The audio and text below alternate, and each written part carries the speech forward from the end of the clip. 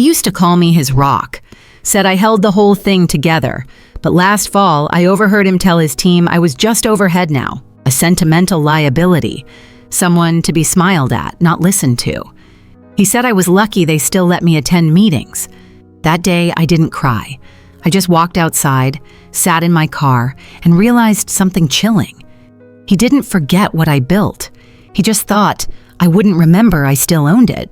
That's where this revenge story really begins. It started with a folding table and a rusted Dodge van. That's how my late husband and I launched our little medical supply company in Jackson, Tennessee. Back then, we were just two people trying to deliver walkers and bed pads to nursing homes that the big companies forgot. Walter handled the logistics. I handled the people. I remember carrying oxygen tanks up narrow staircases, staying late to repackage latex gloves by hand. We didn't have inventory software. We had index cards and a prayer. By the time we had our first storefront, we'd built trust in a way money couldn't buy. Every nurse in town knew our number. The women at the Baptist home would call me Ms. Ruth Anne, the lady who brings heat wraps and heart. After Walter passed, quietly, just before sunrise on our 40th anniversary, I kept the business going on my own. It hurt like hell. Every corner of the office had his fingerprints. I didn't change a thing for years. Then Derek, our only son, came home from Atlanta. He said he wanted to help modernize the business. Digital systems, automation, analytics. I didn't understand half the jargon, but I understood this. He was family, and maybe this was the legacy, finally continuing. I stepped back, little by little. First, I stopped taking client calls. Then I stopped making supply runs. Then one day I looked up, and my desk had been moved into a storage closet. Just for space, they said. But I wasn't bitter, not then. I still had my name on the payroll account, still had power of attorney, still held the original business insurance policy I quietly kept paying, just in case. Because you don't build something from nothing and let go just because they stop asking for your opinion. I wanted to believe that stepping back was noble, that I was giving him room to lead. And maybe that's the cruelest part of this revenge story. I wasn't looking to take anything back. I just wanted to be part of what I helped build. There was a time Derek used to call me before every client pitch, just to ask if his tie was too loud or if I had a gut feeling about the vendor. Now, most days, he barely called me at all. I hadn't pushed it. I told myself he was busy. He was running things. Maybe that's what legacy looked like, being slowly written out of the script without a formal goodbye. Then came the Zoom call. It was a routine Monday check-in. I clicked the link 5 minutes early, like I always did, coffee in hand, notebook ready. But the moment my name popped up, no one said hello. No one even acknowledged I was there. They thought I was muted.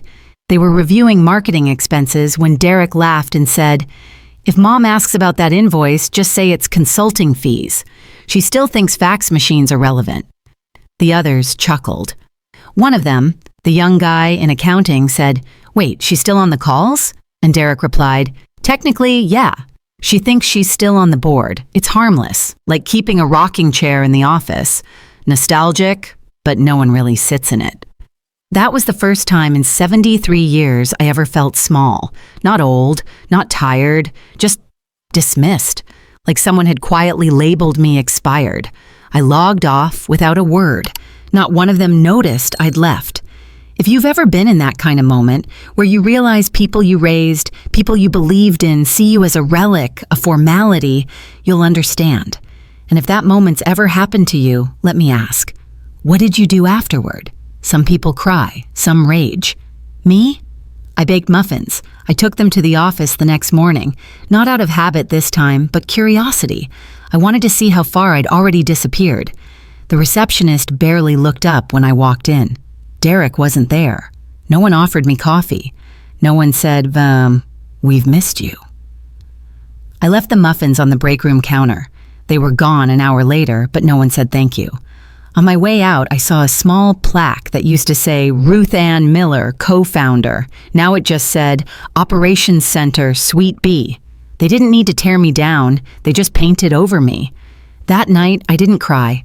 I just sat on the porch with my tea and realized I hadn't given up my place.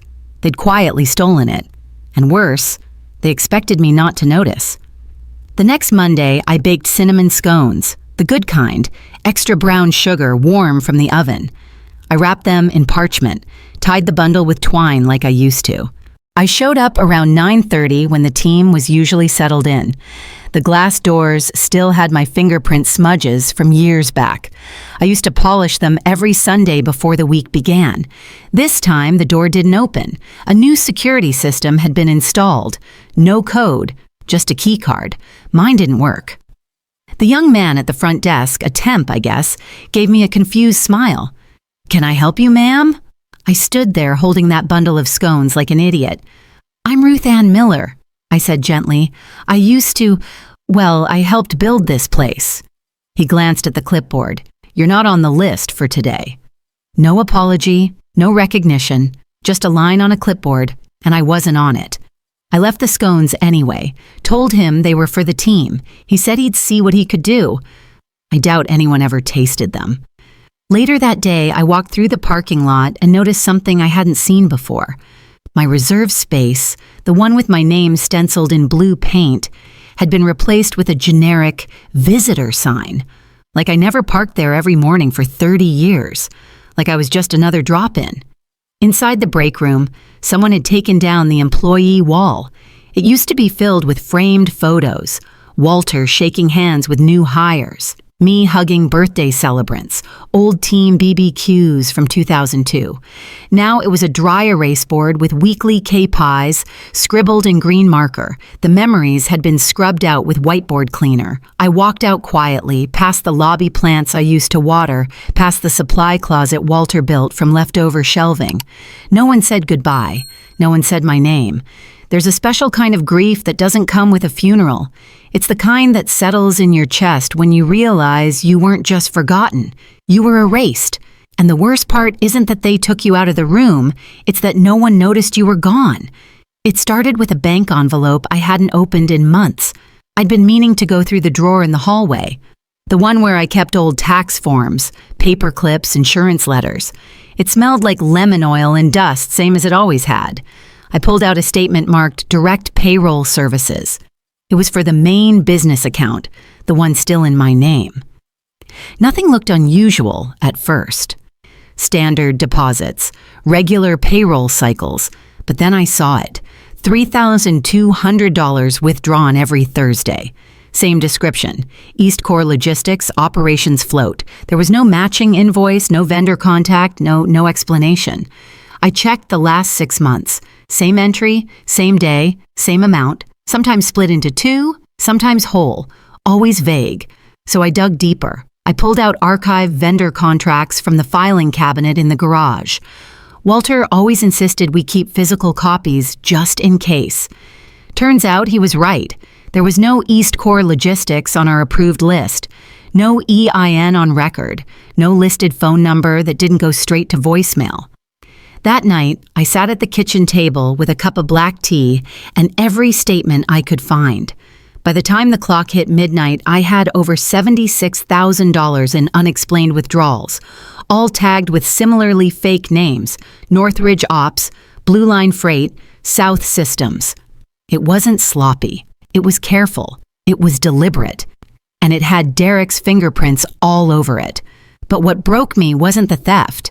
It was the memory of him at 14, staying late with me in the shop, restocking gauze boxes, asking if we had enough to make rent that month. I remembered the pride in his voice when he handed me his first business card. Somewhere along the way, that boy disappeared. I could have gone to the police, but I didn't want revenge. I wanted clarity. I wanted to know what else I'd let slide in the name of trust. So I made tea. I opened every drawer, I reread every form, I circled every shadow entry. By morning, I had a folder full of truth. It wasn't rage that drove me, it was resolve. Because once you've been erased, there are only two choices left: stay invisible or quietly take your name back. I didn't slam any doors, I didn't throw a fit, I just called Evelyn. She used to come into the store back in the early 2000s. Sharp navy pantsuit, binder under one arm, dry wit under the other. We sold her file folders. She sold peace of mind. Now she had her own law firm. Evelyn Martinson speaking. Still keeping small-town crooks honest? I asked. A pause, then laughter. Ruth Anne Miller, she said, like the name still meant something. It's been too long. We met that Friday. Her office smelled like cedar and ink and certainty. I brought the folder, paper-clipped, highlighted, every fake vendor labeled, every missing dollar accounted for. She took one look at the account authority and smiled. You're still the primary owner, she said. This is going to be clean. We drafted a simple plan. Step 1, freeze the company's operating account. I walked into the bank myself, signed the order, and shook the manager's hand like I had when we first opened the line of credit. Step 2, activate the emergency disbursement clause in the business insurance plan Walter and I took out 20 years ago, $250,000, wired into a protected trust. Step 3, reassign that trust not to Derek, not to the company, but to a relief fund for the longtime employees he'd been slowly pushing out. The ones who used to call me Ms. Ruth. The ones who remembered who built the damn floor they were standing on. I didn't announce any of it, but word has a way of getting around when paychecks bounce and someone else's name shows up on the account. Derek called me 2 days later, his voice sharp, scared, trying not to sound like a boy backed into a corner. What the hell did you do, Mom? I didn't answer that question, because the truth is, I hadn't done anything. I'd just undone what never should have happened in the first place. And while he was still yelling into the phone, I poured myself a glass of tea, looked out at the yard Walter planted with his own hands, and felt something I hadn't felt in years. Still, strong, present, like a woman finally standing in her own name again. It didn't happen all at once. There was no dramatic press release, no viral Facebook post, just quiet change. The kind that creeps in through the floorboards. Derek didn't tell anyone, but people started noticing. Vendors stopped calling back. Staff didn't get paid on time. Old customers left voicemails asking what happened to the lady with the bun and the clipboard. And then one Monday morning, a note appeared taped to the front door, closed until further notice. No one signed it. I didn't go to gloat. I didn't need to. But I did go back, once. Just to see it. Fred Barker, an old competitor from 2 towns over, had bought the business. He still used fax machines, still handwrote his ledgers. Amanda once called him a dinosaur. Funny thing is, that dinosaur outlasted a dozen modernizers. And when I handed him the sale documents, I gave him one condition. Don't hire Derek. Don't consult him. Don't let him near it. He nodded like a man who understood the weight behind a quiet voice. By the end of the week, the storefront had new paint, but right beside the register, mounted in oak, not plastic, was a plaque. Ruth Anne's Corner, for the woman who built this place with her bare hands. I stood in front of it longer than I expected, not because I needed it, but because someone thought it mattered enough to remember.